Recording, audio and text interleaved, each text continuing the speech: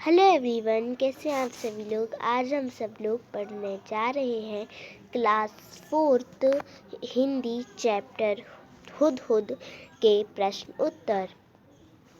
तुम्हारी समझ। हुदहुद को कहीं कहीं हजामिन चिड़िया के नाम से पुकारा, यानी चिड़िया, और कहीं पदूबया के नाम से पुकारते हैं। क्यों? हुदहुद को कहीं कहीं हजामिन चिड़िया के नाम से पुकारते हैं क्योंकि इसकी चोंच नाखून काटने वाले नहरनी से मिलती है। हुदहुद को कहीं कहीं पदूबया के नाम से पुकारा जाता है क्योंकि यह धूप में से भी कीड़े मकोड़े ढूंढ लेता है।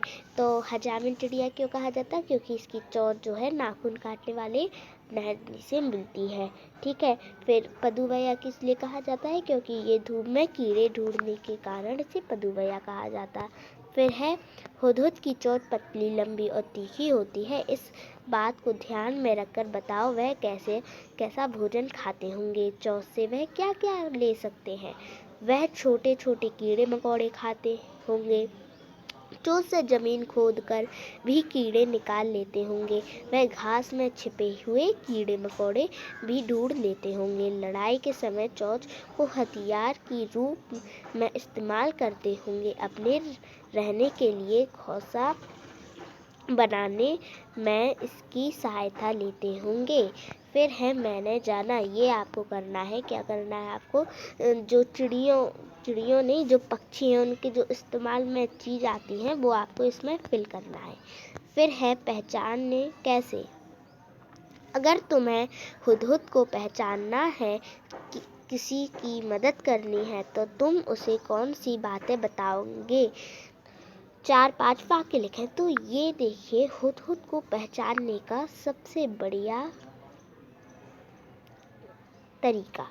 तो ये जो आपकी किताब होगी हुदहुद चैप्टर जो 19 है, वो आप उसमें देखेंगे तो जिस पेज में 3rd पेज में आपको दिया होगा कि हुदहुद बहुत सुंदर पक्षी है, उसके पूरे डिटेल्स दिए होंगे। तो उसमें एक पैराग्राफ होगा ऐसा: हुदहुद का सारा सिर रंग बिरंगा और चटकीला होता है। इसके पंख काले होते हैं, उन पर मोटी सफ़ेद धारियाँ होती हैं। इसके सिर पर बादामी रंग की कलगी होती है। जिसके सिर काले और सफ़ेद होता है। इसकी दुम का हिस्सा सफ़ेद और बाहरी हिस्सा काले रंग का होता है। इसकी चोंच पतली, लंबी और तीखी होती है। तो आपने ये पैराग्राफ पढ़ा है, ठीक है, अपनी किताब में से। अब कौवे और कबूतर को कैसे पहचाने के लिए 4-5 लिखो। यह जानने के लिए तुम इन पक्षियों को कुछ समय तक बहुत गौर से देखना होगा। तो कौवे की पहचान, कौवा काले रंग का होता है, वो सबको पता है। कौवा का कोयल से बड़ा होता है, ये भी पता है। इसकी बोलने पर काव काव की आवाज़ आती है। इसकी चोंच काले और लंबी होती है। तो हुदहुद की तरह आपने देखा, हुदहुद का रंग बिरंगा और चटकीला शरीर होता है, पर इसकी चोंच भी काले रंग की होती है कौवे की, और उसका पूरा शरीर भी काले रंग का होता है। फिर तरह तरह के नाम आपके घरों के आसमान से वो पक्षियों तो उड़ते होंगे, तो आपने देखे हैं। तुम्हारे आसमान कौन कौन से पक्षी पाए जाते हैं, उनके नामों की सूची बनाओ। तुम्हारे और तुम्हारे दोस्तों के घर की भाषा में क्या कहते हैं। जिन पक्षियों के नाम तुम्हें नहीं पता है, उनके नाम तुम्हें पता करने होंगे। तो देखिए, उत्तर पक्षियों के नाम: कौवा, कबूतर, गौरैया, कोयल, तोता, बगुला।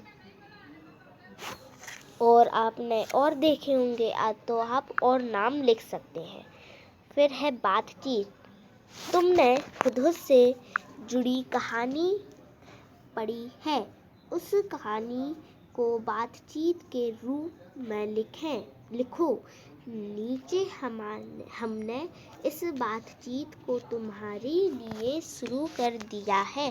शाह सुलेमान, अरे भाई गिद्धो, जरा मेरी बात तो सुनो। गिद्धे उड़ते उड़ते कही, मगर जरा जल्दी से शाह सुलेमान। गिद्धों, फिर तुम अपने दोस्तों के साथ बातचीत को कक्षा में नाटक के रूप में प्रस्तुत कर सकते होंगे, हो। उत्तर, शाह सुलेमान, मुझे गर्मी लग रही है, तुम अपने पंखों से मेरे सिर पर छाया कर दो। गिद्धो, हम तो इतने छोटे हैं, हम छाया कैसे कर सकते हैं। गिद्धो उड़ते हुए आगे चले जाते हैं। हुदहुद का मुखिया उड़ते हुए आता है। शाह सुलेमान, अरे भाई हुदहुद, जरा इधर तो आओ। मुखिया हुदहुद उड़ता हुआ पास आकर, कहिए महाराज, क्या बात है। शाह सुलेमान, इस समय मैं तपती धूप से परेशान हो गया हूँ, क्या तुम मेरी कुछ मदद करोगे। मुखिया हुदहुद, कुछ उपाय करते हुए आप थोड़ी देर इंतजार कीजिए। थोड़ी देर बहुत सारे हुदहुद आकाश में उड़ते हुए आते हैं और बादशाह सुलेमान के सिर पर छाया कर देते हैं। शाह सुलेमान खुश होकर, वह तुम सब ने तो कमाल कर दिया मुखिया हुदहुद, यह तो हमारा फर्ज था। तुम सब कितने अच्छे हो। मैंने तो गिद्धों से भी मदद मांगी, उनके पंख भी बड़े बड़े थे, वह चाहते तो मेरी मदद कर सकते थे, पर उन्होंने मेरी मदद नहीं की।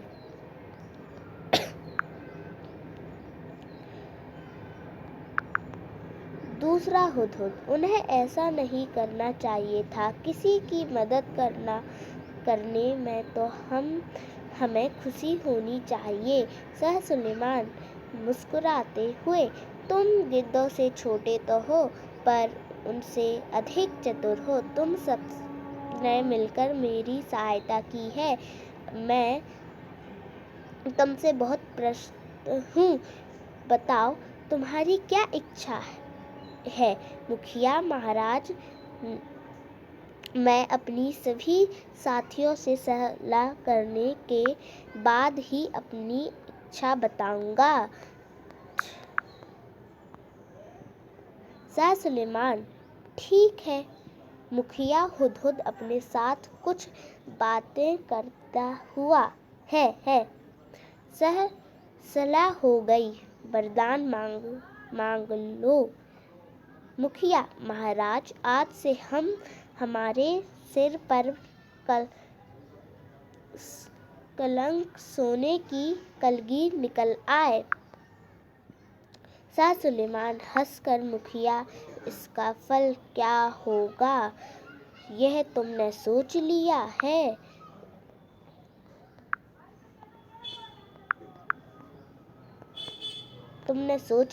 मुखिया, हाँ महाराज, खूब विचार करके यह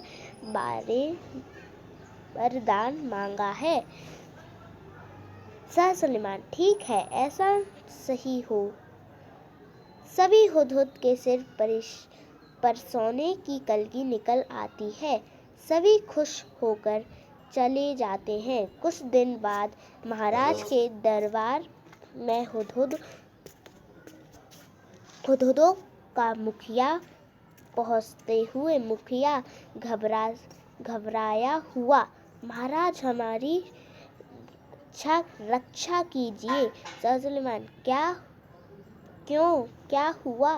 मुखिया महाराज, वरदान वापस ले लीजिए। जब से हमारे सिर पर सोने की कलगी निकल आई, तब से लोग हमें ढूंढ कर मारने लगे हैं। शाह सुलेमान, मैंने तो शुरू में ही कहा था, नहीं, तुम्हें चेतावनी दी थी, खैर जाओ, आज से तुम्हारी सिर का ताज सोने का नहीं बल्कि सुंदर परों का हुआ करेगा। मुखिया खुश होकर महाराज आपका बहुत बहुत धन्यवाद करते। फिर है हुदहुद का सारा शरीर रंग बिरंगा और चटकीला होता है। यहाँ से अपन नेक्स्ट वीडियो में पढ़ेंगे। अगर आपको मेरी वीडियो पसंद आई हो तो इसको लाइक शेयर और सब्सक्राइब कीजिए। Thank you.